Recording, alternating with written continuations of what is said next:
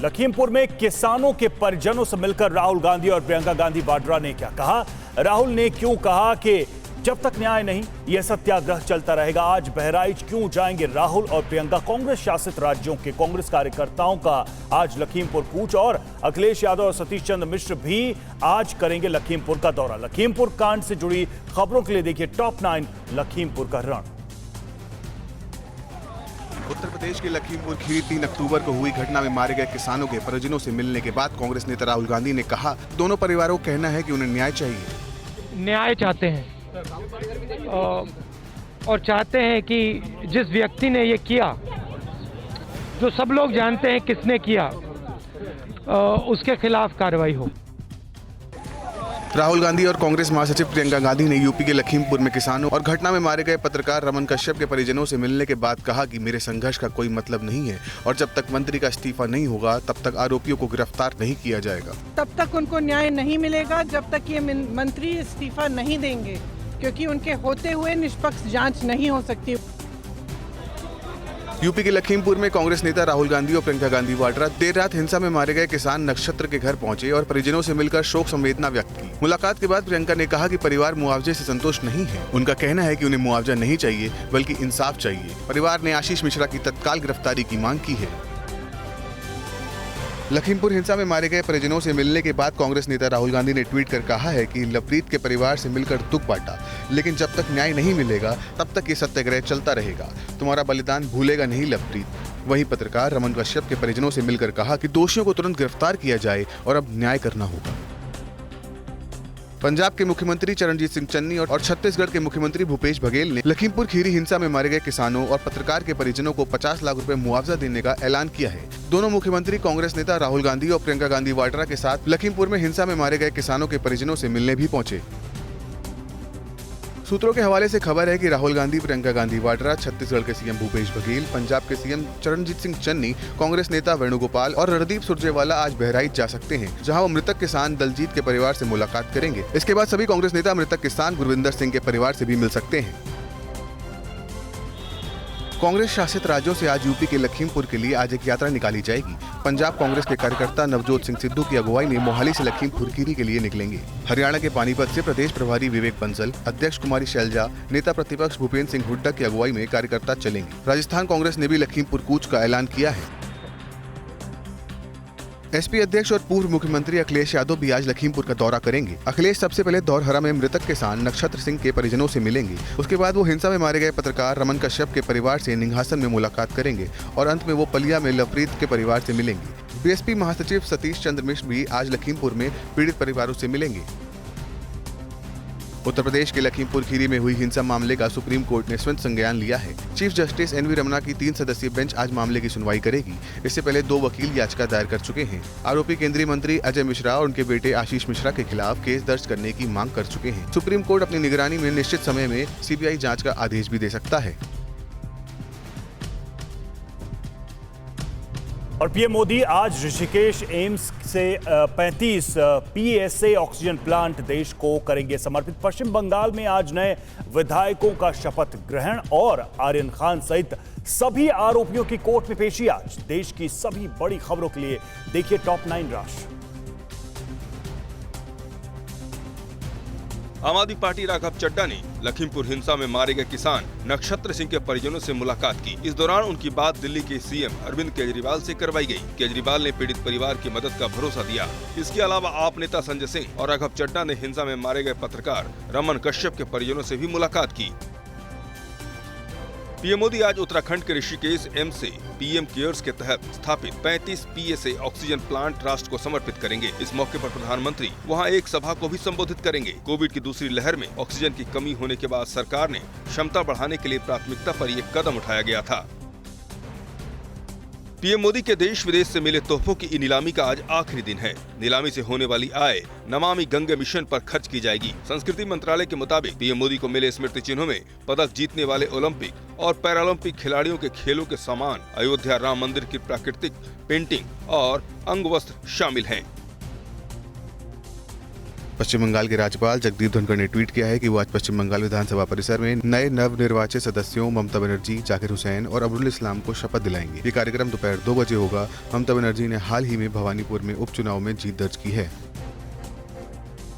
पश्चिम बंगाल विधानसभा चुनाव के बाद भड़की हिंसा को लेकर कलकत्ता हाई कोर्ट की ओर से जारी एक आदेश के खिलाफ पश्चिम बंगाल सरकार की अपील पर सुप्रीम कोर्ट आज सुनवाई करेगा। राज्य सरकार की याचिका में तर्क दिया गया था कि NHRC समिति की रिपोर्ट बड़ी जल्दबाजी में तैयार की गई थी। मुंबई में क्रूज ड्रग केस में गिरफ्तार शाहरुख खान के बेटे आर्यन खान समेत सभी आरोपियों को एनसीबी आज किला कोर्ट में पेश करेगी, जहां एनसीबी और रिमांड बढ़ाने के लिए कोशिश करेगी। वहीं बचाव पक्ष जमानत पाने के लिए अपने तर्क रखेगा। दूसरी ओर एनसीबी ने अपने ऊपर लगे आरोपों को निराधार बताया है। एनसीबी ने Mumbai cruise drug party case में एक आरोपी को पवई से गिरफ्तार किया है। इसके साथ ही इस मामले में अब तक कुल 16 लोग गिरफ्तार हो चुके हैं। एनसीबी अधिकारी के मुताबिक कॉर्डिलिया क्रूज से गिरफ्तार लोगों से पूछताछ के बाद आरोपी का नाम सामने आया था। एनसीबी के मुताबिक जांच में जो बातें सामने आई हैं, उन्हें अभी साझा नहीं किया जा सकता। राजस्थान के हनुमानगढ़ जिले में धान की सरकारी खरीद की मांग को लेकर 2 दिन पहले प्रदर्शन कर रहे किसानों पर लाठीचार्ज के बाद अब किसान संगठन आर पार की लड़ाई की तैयारी में है। संयुक्त किसान मोर्चा के आह्वान पर आज किसानों ने जिले में चक्का जाम करने की घोषणा कर दी है। देश में पिछले 24 घंटे में कोरोना के 22,600 से ज्यादा नए मामले सामने आए हैं, जबकि कोरोना महामारी की वजह से 315 लोगों की मौत हो गई। इतने ही समय में 24,611 संक्रमित मरीज ठीक भी हुए हैं। अब भी देश में संक्रमण के सबसे ज्यादा 12,616 मामले केरल से सामने आए हैं। देश में 2,37,000 से ज्यादा एक्टिव केस हैं। और आज से शारदीय नवरात्र की हुई शुरुआत। कहां बनाया गया बुर्ज खलीफा टावर जैसा दुर्गा पूजा पंडाल और दिल्ली में कितने करोड़ की हीरोइन पकड़ी गई।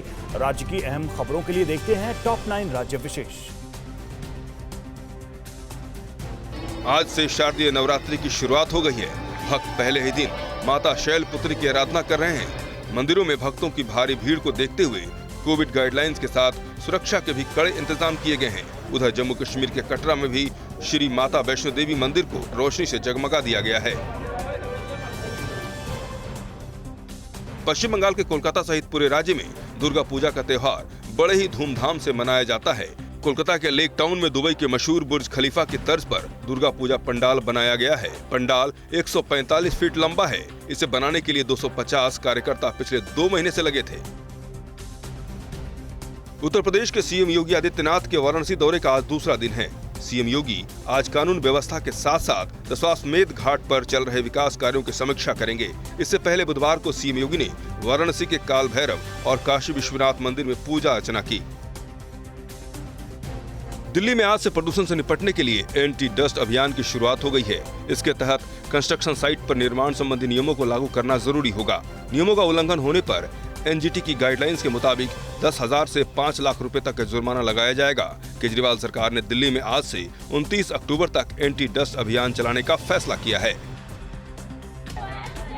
कर्नाटक के बेलगावी के बड़ाला अंकलगी गांव में बुधवार रात करीब 9 बजे भारी बारिश की वजह से एक मकान धंस गया। मकान गिरने से हुए हादसे में 2 बच्चों समेत 7 लोगों की मौत हो गई। मुख्यमंत्री बसवराज बोम्मई ने मृतकों के परिवार के लिए 5 लाख रुपए मुआवजे का ऐलान किया है।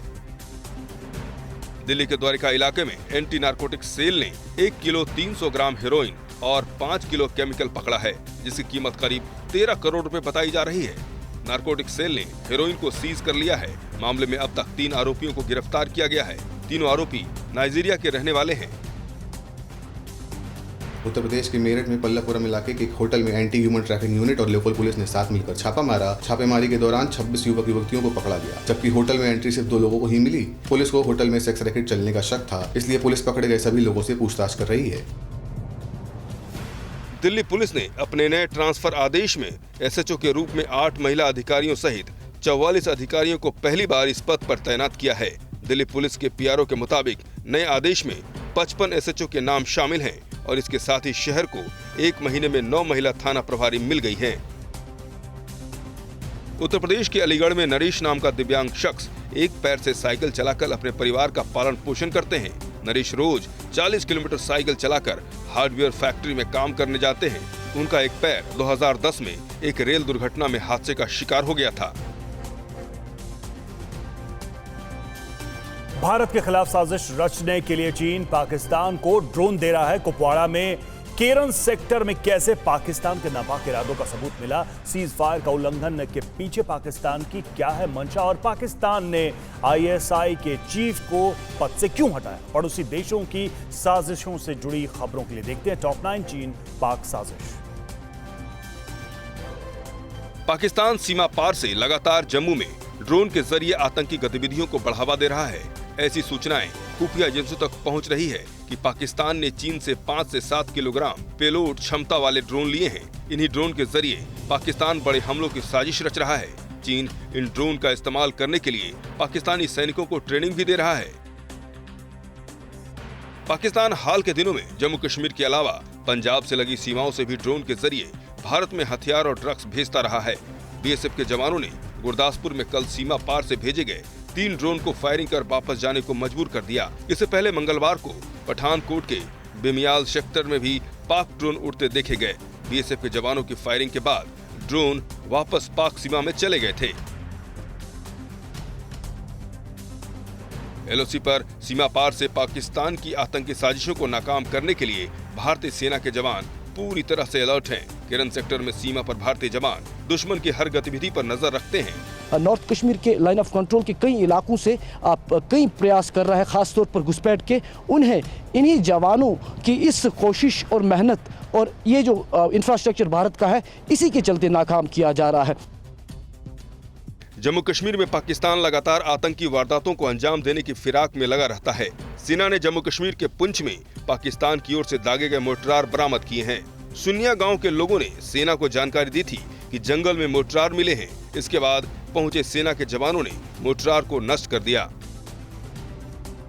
15 कोर के general officer commanding lieutenant general DP Pande ने कहा है कि पाकिस्तान सीज फायर का उल्लंघन कर आतंकियों को घाटी में भेजने की योजना बना रहा है, लेकिन सेना ऐसी किसी भी साजिश को विफल करने के लिए पूरी तरह से सक्षम है। केरन सेक्टर में जीरो लाइन के पास सेना के मेला आयोजन में शामिल डीपी पांडे ने कहा कि सीमा से लगे इलाकों के लोगों के लिए ऐसा आयोजन जरूरी है।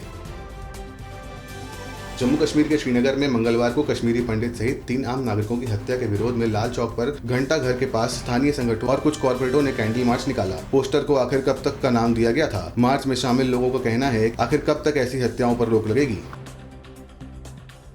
पाकिस्तान की खुफिया एजेंसी आईएसआई के चीफ फैज हमीद की उनके पद से छुट्टी कर दी गई है। हमीद हाल ही में काबुल में तालिबान के नेताओं से मुलाकात की थी। कहा जा रहा है कि हमीद बिना पाक आर्मी जनरल बाजवा की मंजूरी के काबुल दौरे पर चले गए थे। फैज हमीद को पेशावर कोर का कमांडर बनाया गया है। हमीद इमरान खान के भी चहेते थे। फैज हमीद की जगह नदीम अंजुम को आईएसआई का चीफ बनाया गया है। अमेरिकी राष्ट्रपति जो बाइडेन से इमरान खान को एक अदद फोन करवाने के लिए पाकिस्तान की पूरी सरकार लगी हुई है। पाकिस्तान के एक पत्रकार ने दावा किया है कि विदेश मंत्री शाह महमूद कुरैशी ने वाशिंगटन में पाकिस्तानी दूतावास को चिट्ठी लिखकर अपने राजनयिकों को नकारा करार दिया है। वायरल हो रही चिट्ठी में कुरैशी ने कहा है कि आप लोग अमेरिकी प्रशासन से प्रभावकारी संवाद भी नहीं कर सकते। पाकिस्तान का तालिबान से लगाव इतना ज्यादा है कि उसकी मदद के लिए पीएम इमरान खान दुनिया के अरबपति बिल गेट्स से भी गुहार लगा रहे हैं। इमरान खान ने माइक्रोसॉफ्ट के मालिक बिल गेट्स से खस्ता हाल अफगानिस्तान की मानवीय आधार पर मदद करने की अपील की है। दूसरी तरफ कंगाल पाकिस्तान खुद दुनिया में IMF से लेकर कई देशों से भीख मांग रहा है। और क्या अमेरिका की जो बाइडेन सरकार चीन के साथ तनाव को कम करने की रणनीति पर काम कर रही है? क्या बाइडेन चीन के साथ रिश्ते बेहतर करना चाहते हैं? लेकिन ट्रंप को क्यों लगता है कि चीन के साथ अमेरिका का युद्ध हो सकता है? और ताइवान पर चीन के हमले की आशंका को लेकर जापान ने क्या कहा? और अमेरिका और ब्रिटेन ने साउथ चाइना सी में क्यों उतारे युद्धपोत? वैश्विक तनाव से जुड़ी खबरों के लिए देखते हैं टॉप 9 वर्ल्ड बैटल ग्राउंड। चीन के साथ तनाव के बीच अमेरिकी राष्ट्रपति जो बाइडेन और चीनी राष्ट्रपति शी जिनपिंग के बीच इस साल के आखिरी में द्विपक्षीय वर्चुअल समिट होगी। ब्रिटेन, ऑस्ट्रेलिया और अमेरिका के बीच ऑकस गठबंधन के बाद चीन और अमेरिका के साथ तनाव और बढ़ गया है। चीन के राजनयिक यांग एची ने कहा है कि हाल ही के दिनों में बाइडेन के सकारात्मक रुख को हम अहम मानते हैं। दोनों देश नए कोल्ड वॉर में शामिल नहीं होना चाहते। एक तरफ अमेरिकी राष्ट्रपति बाइडेन और चीनी राष्ट्रपति जिनपिंग के बीच कूटनीतिक बातचीत की तैयारी चल रही है, तो दूसरी तरफ पूर्व राष्ट्रपति डोनाल्ड ट्रंप ने चीन के साथ अमेरिका के युद्ध की आशंकाओं को लेकर आगाह किया है। ट्रंप के मुताबिक बाइडेन सरकार कमजोर और भ्रष्ट है, इसलिए बीजिंग अमेरिका की शक्ति की कद्र नहीं करता। ट्रम्प शासनकाल में भी अमेरिका और चीन के संबंध काफी खराब रहे हैं। चीन भले अमेरिका को ताइवान को लेकर समझौते का पालन करने का भरोसा दे रहा है, लेकिन ताइवान के रक्षा मंत्री ने चीन के खतरनाक इरादों को लेकर बड़ी बात कही है। ताइवान के रक्षा मंत्री ने संसद में कहा है कि चीन साल 2025 तक बहुत बड़ा हमला कर सकता है। ताइवान पहले ही कह चुका है कि अपने आप को बचाने के लिए उसे जो भी कदम उठाना पड़ेगा वो उससे पीछे नहीं हटेगा। ताइवान पर चीन की दादागिरी की वजह से क्षेत्र में युद्ध और अस्थिरता की आशंका के बीच स्विट्जरलैंड के ज्यूरिख में अमेरिकी और चीनी राजनयिकों के बीच लंबी बातचीत हुई है। दोनों देशों के राजनयिकों के बीच 2 दौर की बातचीत के बाद राष्ट्रपति बाइडेन ने चीनी राष्ट्रपति जिनपिंग से फोन पर बात कर ताइवान के साथ हुए समझौते का सम्मान करने की अपील की थी। ताइवान पर जबरदस्ती चीन के कब्जे की कोशिश से दुनिया में एक बार फिर युद्ध का खतरा बढ़ गया है। ताइवान की मदद करने के लिए अब जापान भी आगे आया है। जापान ने चीन को चेताते हुए कहा है कि अगर उसने ताइवान पर मिलिट्री ऑपरेशन करता है तो जापान ताइवान की मदद के लिए हर कदम उठाएगा। हाल के कुछ दिनों में चीन लगातार अपने फाइटर जेट ताइवान की सीमा में भेजता रहा है। ताइवान में चीन के फाइटर जेट के लगातार घुसपैठ के बाद अमेरिका और ब्रिटेन भी अलर्ट हो गए हैं। अमेरिका और ब्रिटेन ने दक्षिण चीन सागर में फिलीपीन के पास अपने 3 विमान वाहन पोत तैनात कर दिए हैं। हालात और ज्यादा खराब होने पर अमेरिका और ब्रिटेन के युद्धपोत ताइवान की मदद कर सकते हैं। इस बीच फ्रांसीसी सीनेटरों के दल के ताइवान दौरे को लेकर चीन ने कड़ी नाराजगी जताई है। भारत के 3 दिनों के दौरे पर आई अमेरिकी उप विदेश मंत्री वेंडी शर्मन ने कहा है कि अमेरिका आतंकवाद को लेकर भारत की चिंताओं से वाकिफ है। वेंडी शर्मन ने कल दिल्ली में विदेश मंत्री एस जयशंकर से मुलाकात की। इस मुलाकात में अफगानिस्तान में बदले हालात और आतंकवाद के खतरे पर चर्चा हुई। दोनों देश व्यापक वैश्विक रणनीतिक साझेदारी को और बढ़ाने पर भी सहमत हुए। ब्रिटेन, ऑस्ट्रेलिया और अमेरिका के बीच बने ऑकस गठबंधन में शामिल नहीं करने पर नाराज फ्रांस एक बार फिर ऑस्ट्रेलिया से संबंध बेहतर करने की कोशिश कर रहा है। फ्रांस ने कहा है कि ऑस्ट्रेलिया से वापस बुलाए गए राजदूतों को वो दोबारा भेजेगा।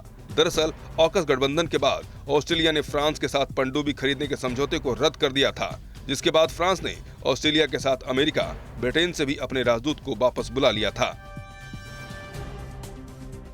अमेरिकी खुफिया एजेंसी CIA ने इराक और रूस पर उनके मुखबिरों की हत्या करने का शक जताया है। CIA ने हाल ही में अपने जासूसी को सूत्रों पर ज्यादा भरोसा नहीं करने की हिदायत दी थी। CIA ने अपने मुखबिरों से कहा था कि जानकारी देने वाले सूत्र 2 देशों के एजेंट बन गए हैं। ईरान और रूस अमेरिकी मुखबिरों की पहचान के लिए कई तकनीक की मदद ले रहे हैं। T20 लीग अब आखिरी दौर में पहुंचने वाला है। कल खेले गए मुकाबले में हैदराबाद ने बेंगलुरु को हरा दिया। हालांकि इस जीत हार से दोनों टीमों के टूर्नामेंट में पोजीशन को लेकर कोई फर्क नहीं पड़ा है। अब सभी टीमों को लीग राउंड में एक एक मैच ही खेलने हैं। आज T20 लीग में 2-2 मुकाबले खेले जाएंगे। T20 लीग से जुड़ी सभी खबरों के लिए देखते हैं top 9 T20 league. T20 league में हैदराबाद और बेंगलोर के बीच रोमांचक मुकाबले में हैदराबाद ने बेंगलोर को 4 रन से हरा दिया। कल खेले गए मैच में सनराइजर्स हैदराबाद की टीम ने रॉयल चैलेंजर्स बेंगलोर को 142 रनों का लक्ष्य दिया था, लेकिन बेंगलोर की टीम लक्ष्य से 4 रन पीछे रह गई। बेंगलोर की टीम 6 विकेट पर 137 रन ही बना सकी। प्लेऑफ की रेस से बहुत पहले बाहर हो चुकी हैदराबाद की मौजूदा सीजन में ये सिर्फ तीसरी जीत है। हैदराबाद के गेंदबाज भुवनेश्वर कुमार ने आखिरी ओवर में 3 डॉट बॉल डालकर मैच का पासा पलट दिया। आखिरी ओवर की 6 गेंदों पर बेंगलोर को 13 रन चाहिए थे और आरसीबी की पूरी उम्मीद एबी डिविलियर्स पर टिकी हुई थी। डिविलियर्स ने आखिरी ओवर की 4थी गेंद पर छक्का भी लगाया, लेकिन ये नाकाफी साबित हुआ। आखिरी ओवर में भुवनेश्वर ने सिर्फ 8 रन दिए और बेंगलोर के मुंह से जीत छीन लिया। हैदराबाद की जीत में कप्तान केन विलियमसन की 31 रन की अहम पारी के साथ उनकी बेहतरीन कप्तानी का अहम रोल रहा। अगर विलियमसन 31 रन नहीं होते तो हैदराबाद का 147 रन तक पहुंचना मुश्किल होता। विलियमसन ने अपने गेंदबाजों का भी बेहतरीन तरीके से इस्तेमाल किया। Kane Williamson man of the match भी चुने गए। बेंगलोर की टीम की ओर से कप्तान विराट कोहली नहीं चले, वो सिर्फ 5 रन बनाकर पैवेलियन लौट गए। इसके बाद देवदत्त पडिक्कल और ग्लेन मैक्सवेल ने बेंगलोर की पारी को संभाला। पडिक्कल ने 52 गेंद में 41 रन बनाए, मैक्सवेल ने सिर्फ 25 गेंद में 40 रन बनाए। मैक्सवेल का रन आउट होना बेंगलोर के लिए बड़ा झटका रहा। इसके बाद रन रेट स्लो होने से मुश्किल और बढ़ गई। हैदराबाद के बल्लेबाजों ने बेंगलोर के सामने कोई सुरक्षित लक्ष्य तो खड़ा नहीं कर पाए थे, लेकिन टीम के गेंदबाजों ने कसु ही गेंदबाजी की बदौलत टीम को जीत दिला दी। हैदराबाद की ओर से भुवनेश्वर कुमार, जेसन होल्डर, सिद्धार्थ कौल, उमरान मलिक और राशिद खान ने एक एक विकेट लिए। इसके साथ किसी भी गेंदबाज ने एक भी वाइड या नो बॉल नहीं फेंके। टी20 लीग में आज 2 मुकाबले खेले जाने हैं। पहला मैच चेन्नई सुपर किंग्स और पंजाब किंग्स के बीच खेला जाएगा। पंजाब की टीम पहले ही प्लेऑफ के रेस से बाहर हो चुकी है, जबकि चेन्नई की टीम पॉइंट टेबल में नंबर 2 पर है। चेन्नई की कोशिश होगी कि आज अपना आखिरी लीग मैच बेहतर रन रेट के साथ जीतकर पॉइंट टेबल में नंबर 1 की पोजीशन हासिल की जाए। टी20 लीग में आज दूसरा मुकाबला कोलकाता नाइट राइडर्स और राजस्थान रॉयल्स के बीच होगा। कोलकाता के लिए आज का मुकाबला काफी अहम है। प्लेऑफ में पहुंचने के लिए कोलकाता को आज का मुकाबला किसी भी हाल में बेहतर रन रेट के साथ जीतना ही होगा, क्योंकि मुंबई और कोलकाता के 13-13 मैचों के बाद 12-12 अंक हैं। राजस्थान की टीम प्लेऑफ की रेस से पहले ही बाहर हो चुकी है। टी20 लीग में ऑरेंज कैप की रेस में बेंगलोर के कप्तान केएल राहुल और चेन्नई के ऋतुराज गायकवाड़ मामूली अंतर से एक दूसरे के आगे पीछे हैं। फिलहाल केएल राहुल 528 रन बनाकर ऑरेंज कैप पर कब्जा बनाए हुए हैं, जबकि दूसरे नंबर पर 521 रन बनाने वाले गायकवाड़ हैं। दूसरी तरफ पर्पल कैप पर बेंगलोर के हर्षल पटेल का कब्जा बना हुआ है। पटेल अब तक 13 मैचों में सबसे ज्यादा 29 विकेट ले चुके हैं। टी20 लीग के प्लेऑफ में 3 टीमें अपनी जगह पक्की कर चुकी है। चेन्नई के बाद जीत के बाद दिल्ली 20 अंक के साथ टॉप पर पहुंच गई है, जबकि चेन्नई की टीम 18 अंक के साथ दूसरे नंबर पर है। प्लेऑफ में पहुंचने वाली तीसरी टीम बेंगलोर है। बाकी चौथे स्थान के लिए कोलकाता और मुंबई की टीम दावेदार है। इन दोनों में से जो भी टीम अपना आखिरी लीग मैच बेहतर रन रेट के साथ जीतेगी वो प्लेऑफ पहुंचेगी। परवाह देश की, सोमवार से शुक्रवार रात 10 बजे TV9 भारतवर्ष पर।